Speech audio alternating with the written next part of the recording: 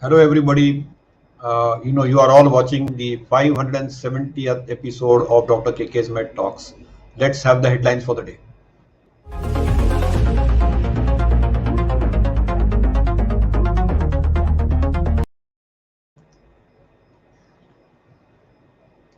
Well, we all know today was the budget day, a big day in India, and in the union budget today, a national tele mental health program was going to be launched for mental health counseling for all ages. This was announced by the finance minister. A national digital initiative has been announced. In fact, in the union budget, it was announced that 23 telemedicine health centers of excellence with Nimans as acting as a nodal center will be there. We also know that the vaccination program has been a big success, including the COVID app, and therefore the national digital mode is going to be activated. As far as COVID is concerned, we know there is a sharp spike in COVID cases which has been reported in children in US during the Omicron surge. And in January alone, worldwide 3.5 million children with COVID were reported, according to the new report by the American Academy of Pediatrics and Children's Hospital Association. We also know that the Novavax, which is predominantly made, which is also called Covax in India, has applied for authorization for emergency use in the US. You know, it's a vaccine candidate with 90.4% efficacy with a phase 3 trial conducted in US and Mexico. We know the Winter Olympics Beijing 2022 organizing committee has shown that in the games related personnel, around 24 new COVID cases were diagnosed in China. And you know that the biggest problem we are facing with COVID is, as per the new WHO report, tens and thousands of tons of extra medical waste from response of COVID pandemic have put a pressure on the healthcare waste management systems, threatening human and environmental health, exposing a dire need to improve the waste management practices. So today our topic is Omicron, are we bending the curve? And we are going to have with us, as usual, in our Jopa show, my very close friend, Professor Rahul Pandit. He's, you know, that a world famous critical care expert who works out of Mumbai, India, and Australia, Sydney. And next 2 weeks, he's going to be in Sydney and he's going to be working out from there. And we will definitely ensure that we will get a little of that. So, as we are talking today, clearly the geographies across the world, we are seeing Omicron at its peak. Some places it is receding, some places it is, rising, and some places it is at the peak. Mumbai, Delhi, clearly it is declining. Maharashtra, some parts are at peak, some parts they are on the decline. Rest of India, similar pattern is seen. So it's a very heterogeneous, cluttered mix which we are seeing. And we are seeing that different types of restrictions, some of them are being put, some of them are being removed. But the fundamentals still remain the same. It is vaccination, air ventilation, as well as the masking. Those are the three curves. So let us hear from Dr. Rahul Pandit that we know that the numbers don't matter anymore. The absolute numbers don't matter because the testing strategy has changed. The real numbers of the test positivity rate also don't matter. It is hospitalization numbers which matter. And it's all now the COVID focus has shifted inside the hospital, not outside the hospital. That is where it is. Most cases with home management are managed at home. So, Dr. Pandit, what is your perspective about this whole hospitalized Omicron? Are we bending the curve there? Good evening, Professor Sachank Joshi, my dear friend and elder brother, renowned endocrinologist, face of Maharashtra Task Force, the Padma awardee, and extensively published in various aspects of medicine, especially in endocrinology, diabetes, metabolic syndromes, and obesity. Sir, I completely agree that we've had a very different approach in this third wave of Omicron predominantly. We've not looked at our traditional aspects of gauging the severity of the pandemic, which have been looking at the test positivity rate, or looking at our mortality rate, or looking at our overall R naught number. What we have looked here is that we have looked at our hospitalization rate, oxygen bed utilization rate, and our ICU rate. And of course, mortality continues to be our main aspect of actually looking, because we want to make sure that we don't lose lives in this third wave. We now know enough about COVID-19 so that we should be able to save lives and not lose lives from here on. I think what is most important and very crucial to understand is that with all of this, the hospitals are not full. The hospitals are hardly having any admissions. Majority of the patients who are actually coming positive are patients who are incidentally COVID positive. They don't have necessarily the bad lungs which we were associating with the COVID-19 as such. And our hospital rates, our oxygen utilization rates, and our ICU rates are much, much lower. In fact, if I was to compare from the first 2 weeks of January to the first week of February, which we are in now, the rates of hospitalization have come down significantly, and I think that's what we need to be aware of. That doesn't mean that the COVID has gone away. That doesn't mean that the threat of having another problem goes away. But certainly, it gives us a significant amount of relief that our healthcare infrastructure is not stretched. People are still ill, people are still getting COVID, but the healthcare infrastructure is not stretched. Sir, I think there are these couple of things which people are still a little bit confused about, and the confusion is still ranging from how many days this COVID timetable for Omicron is, and those patients who are becoming sick and getting into the hospital, how bad is the other variant, the Delta variant predominantly, which is it still predominant in the some parts of the country, or is it now completely replaced? Because I read a article the other day that almost 98% of the cases in US are now Omicron. Is that the case in India as well? So I'll take your second question first, Rahulji. It is true that in US only 2% of delta or other derivatives remain. In India, that is not the truth. In Tamil Nadu, in South India, in Maharashtra, in Northeast India, in Bengal, a good 10 to 15% is delta derivatives or some others like kappa. It's very much there still. But also Omicron is having three sublineages: BA1, BA2, and BA3. Both of them have different behavior, BA1 and BA2. And now there seems to be a race worldwide which is better, BA1 or BA2. BA2 may be more transmissible, but we still don't know how bad this is. One thing is clear cut, that if you are above 50 or 60, if you have underlying comorbidities, or if you are unvaccinated or behave like that you don't mount an immune response, or you have underlying disease like underlying lung disease, underlying heart disease, underlying kidney disease, underlying liver disease, any organ of your body is diseased, you are likely to land up in a hospital and likely to land up in a person like Dr. Pandit's hands in the ICU. That is clear cut. So that data, I don't think anyone has a doubt about it. So that part is very clear, that yes, Omicron is prevalent. Delta is still very much there. The proportion of Delta is shrinking now. In north of India, probably it is more than 95%. So in Delhi, etc., it's probably more than 95%. In Mumbai also, probably it is more than 90-95% now. Gradually, in another month, it will all be 98-99%. So one thing is very clear cut: as the time is going, clearly the Delta is vanishing and Omicron is taking over. Within Omicron also, we are having BA1, BA2, and BA3. BA2 now seems to be the high order strain. Most disease is less severe, but if you have an underlying illness, if your immunity is weak, or if you have an immunocompromised states, or you are, behaving like unvaccinated people, and or if you are senior citizens, you are red flag at risk. So clearly, that is clear cut, Rahulji. So Rahulji, I have two, three simple questions for you.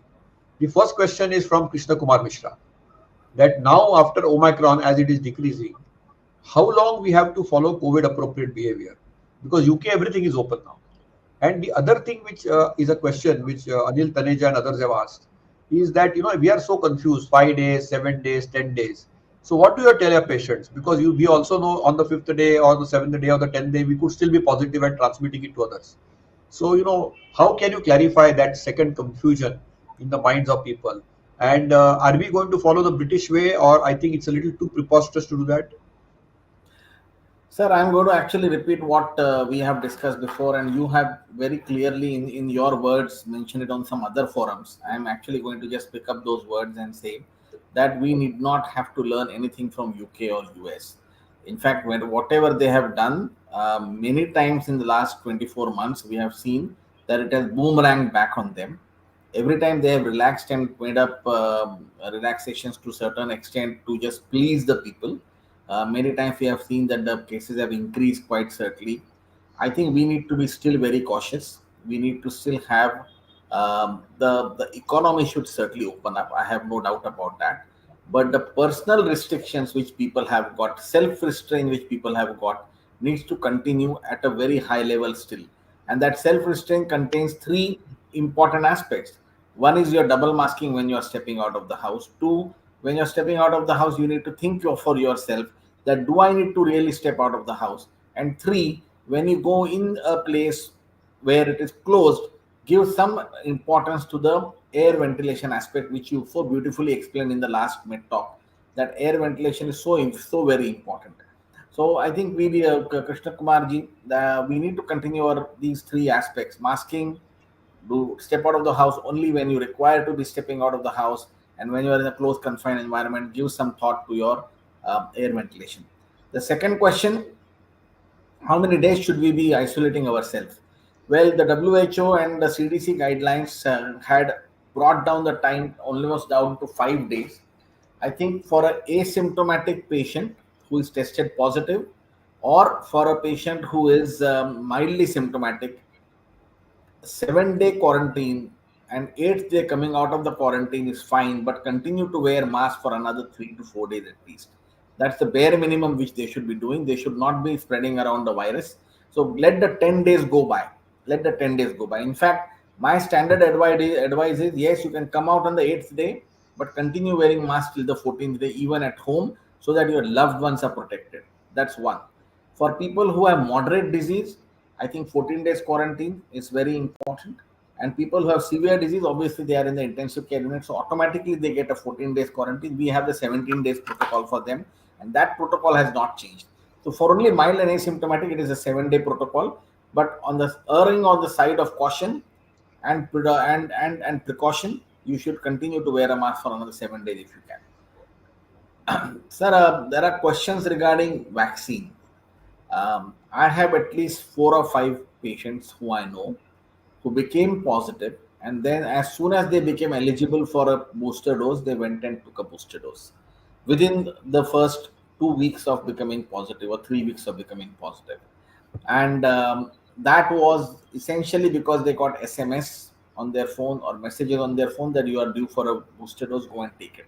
And then they come and ask me, first they ask me a question that should we be taking a booster dose? When I say no, then they confess and said, well, we actually went and took a booster dose. It's happened 3 times now in the last 15 days. Can you, just for the sake of simplicity for our audience, just explain them what is the booster dose, and if you have to take it, when is the right time to take it, and if you've had COVID in the last 3 months, when should you be thinking of taking it? So in the Omicron and the COVID world, booster is a bad word. Okay, Government of India and many of us have allergy to the word booster. Whatever it is a precautionary dose or extra dose. And that extra dose should be taken by all people who it is recommended by Government of India. But remember, when you get natural infection, whether it is with Delta or whether it was with Omicron, then the government guideline is wait for 3 months. But by accident, if you have taken it in a span of 3 weeks, there is nothing to panic over.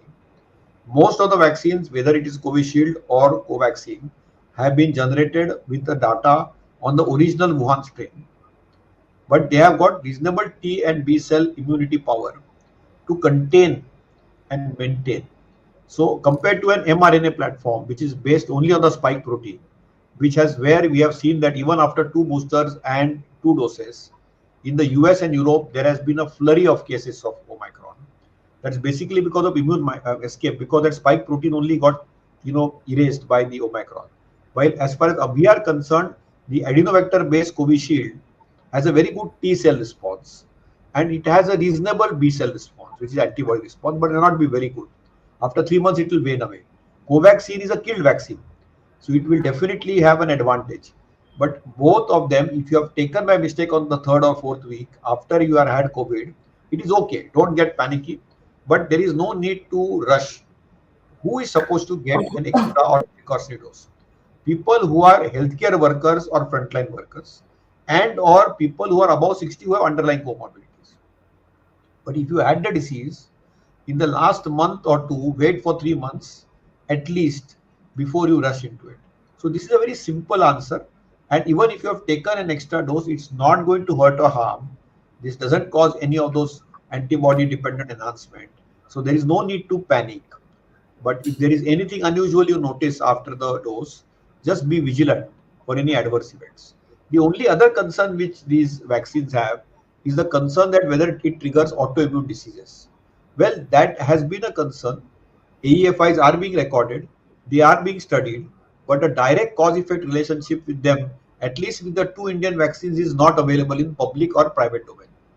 So I think it is very reassuring to understand that even if you take an extra dose, even when you have COVID, it's not going to hurt you. So there is nothing to worry. Eventually, it is going to take care of you, and there's going to be hybrid immunity built. So you'll have natural and vaccine induced antibodies. It will only exponentially go up. So I think Rahulji, you should not get panicky about it. So Rahulji, I'm going to Absolutely. ask you a couple of questions. Ritu Matta has asked a question. That, sir, my family, me, my husband, my child, who's 13 and a half year old, are going through Omicron. I have finished my 10 days of isolation, but other are on the fifth day and second day of isolation. So if I am taking off them, do I have a chance of reinfection? Very good question. Then the Jyoti Kalappa is asking a question. What if one has been asymptomatic with Omicron? When is one eligible for a booster? So again, that booster thing keeps coming up, and this is how things are asking. So let's answer this question. I think the first question is very relevant. This is happening in every family. That somebody's on day 10, somebody's on day 5, somebody's on day 2. So the day 10 person doesn't understand what has to be done. Correct, correct. So we one needs to understand that when you are infected with Omicron, the chances of a person getting reinfected within a few days time or a few weeks time is highly unlikely. There has been no reported reinfection case in literature in India, at least. There have been some reported reinfections which have come across from the world, but in India at least I have not seen that. But for the again, we have to use our common precautionary measures. If you are caring for your husband and son, or a child, please make sure that you are wearing a mask and they are also wearing a mask. Fact that if it is an Omicron, all of you are probably mildly symptomatic or asymptomatic. Go through your isolation process in the same way as you would normally do, but wearing a mask. The chance of infection are very very unlikely. It is not likely to happen.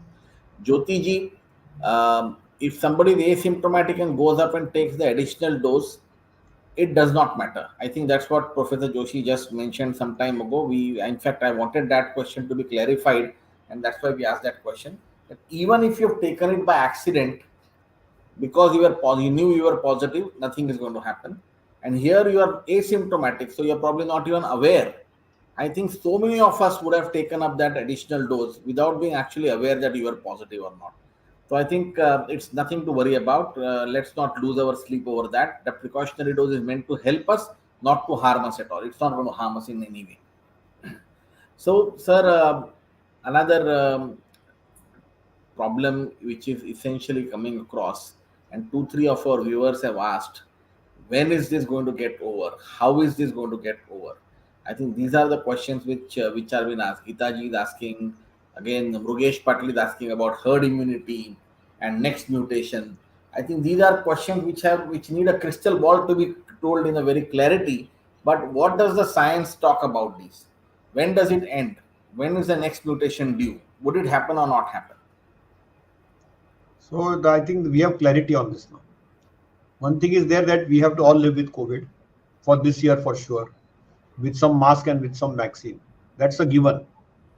Uh, the next variant, if it comes, if at all it comes, may be more transmissible but less virulent. It's unlikely that it will be more virulent. We have that new COVID-1, but I don't think that has any major implication at all. So two, three things you should understand. That we have to learn to live with COVID and treat COVID like any other disease like dengue, malaria, or HIV or hepatitis or TB. That is the way of life now. We have to focus on air ventilation, mask, and vaccination, and move on with life. Our educational activities, entertainment activities, economic activities, they all have to go on now. We have to live with COVID. That's the first thing. When will this Omicron wave end? As far as India is concerned, my reasonable suspicion is by 15th of March, we'll be out of the woods across India. There might be little up and down. Can it come back again? Yes, you can have small infections coming up again. Will there be new variants of concern? Possibility cannot be ruled out. But the likelihood of this disrupting our lives is lower and lower and lower. So with every passing wave, the disruption possibility will go down, but the disease in different formats or different avatars will stay. So the first avatar was a very deadly avatar. We have no medicines, we had hardly got any tests, and we had a mortality of around 2%. The second avatar hit hard, went into the lungs.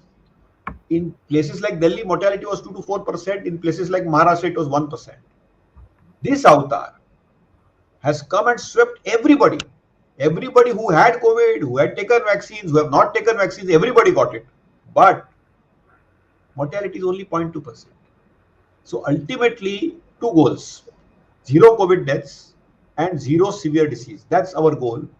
Difficult to achieve, but and protect the vulnerable. So live with COVID. Mental health is important. Today also in the budget they have said it's all about mind. The virus in the mind, the fear, the stress, the uncertainty, that all has to go away. So I think it's very clear. Rahulji, very, very clear on this. Herd Yes. immunity and endemicity are narratives. The science behind them emerges only to be shown wrong. So, new variants can come. We have to be ready to live with COVID, but likelihood of death with COVID and severe disease with COVID is going to get more and more extinct, is the way to go. Rahulji, 2, 3 quick questions for you. Yes, sir. Okay. Children who are very young, do they need to wear an N95 mask? Okay. And the other thing is that, Preeti Wakode is asking a question. If persons are not infected by any variant of corona and they have taken 2 doses of Covaxin, are they more prone to get any other variant or infection? And final question, Kritika Chaudhary is asking is, do we still need to do yoga, pranayama? Does it really help in COVID? I think yoga and pranayama, you with your research, you should be giving that answer. I will give the first and second one. Do kids of 6 and 7 years need to wear N95? Actually, it's not necessary. So N95 is a very good mask, but practically, if I look at a 6-year-old kid, he is not going to tolerate an N95 mask. But there are 2 or 3 reasons. Not it's just that it's difficult to breathe. N95 mask actually makes you a little uncomfortable because it ties very tightly around the head. It sort of fits very tightly around your face, and it is necessary for people who are frontline workers and who are healthcare workers. So kids are neither frontline workers, neither healthcare workers. So the kids can have two masks in the public. If they can wear two surgical masks in the public, that would be good.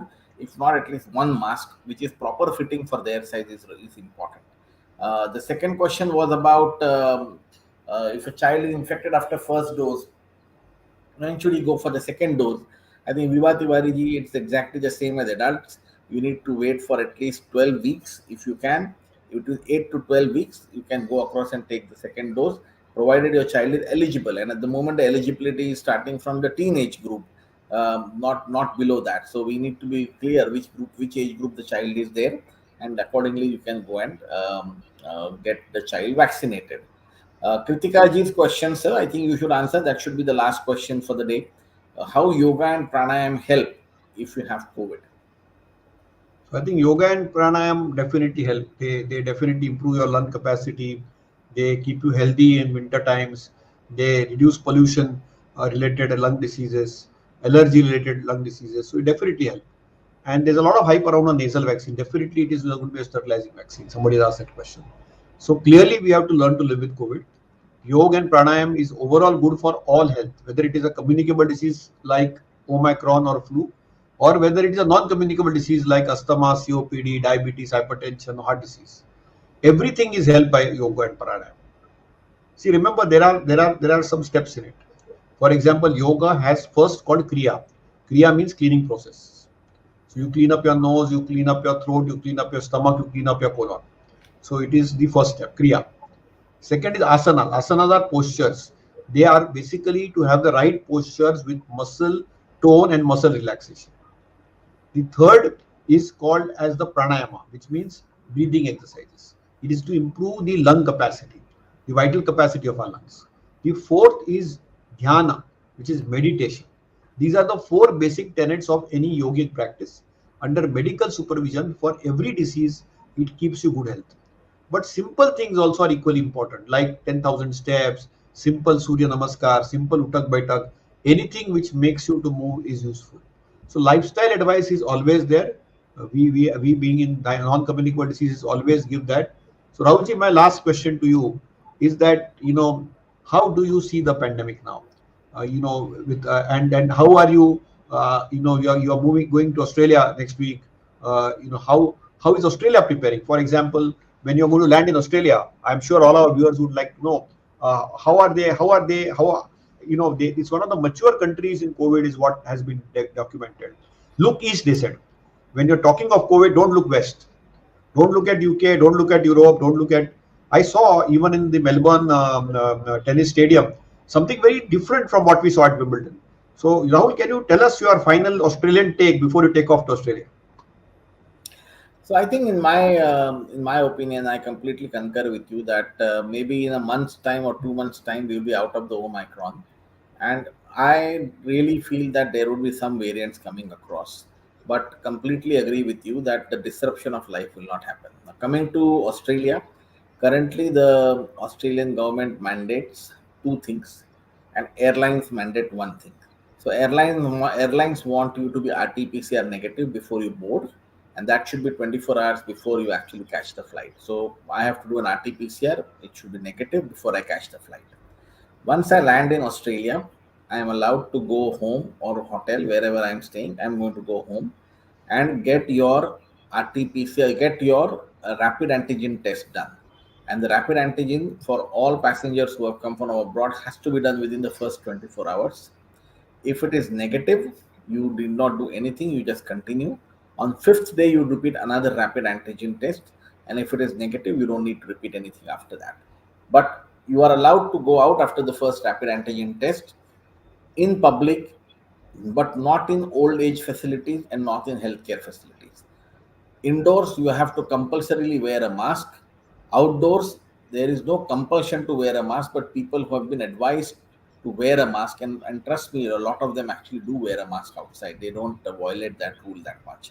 Whereas Australia is a sparsely populated country, even densely populated cities like Sydney have got enough open spaces and stuff. You rarely would see people congregating in a closed environment except for pubs and stuff, and those have been severely under restrictions in terms of what they can offer and what they cannot offer. So you are right, you need to look at east rather than the west.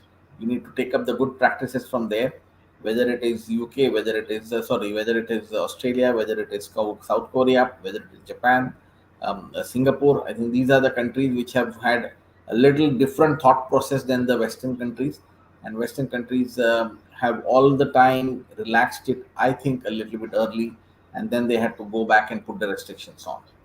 With this, I said thank you very much for joining, for allowing me to join on the show, and thank you very much, viewers, for all these questions. And we would continue this show next week as well. I will be happy to join up from Sydney. There is a time difference; it will be around midnight there, but I would love to come back on the show with Professor Joshi and be with you guys. Thank you very much.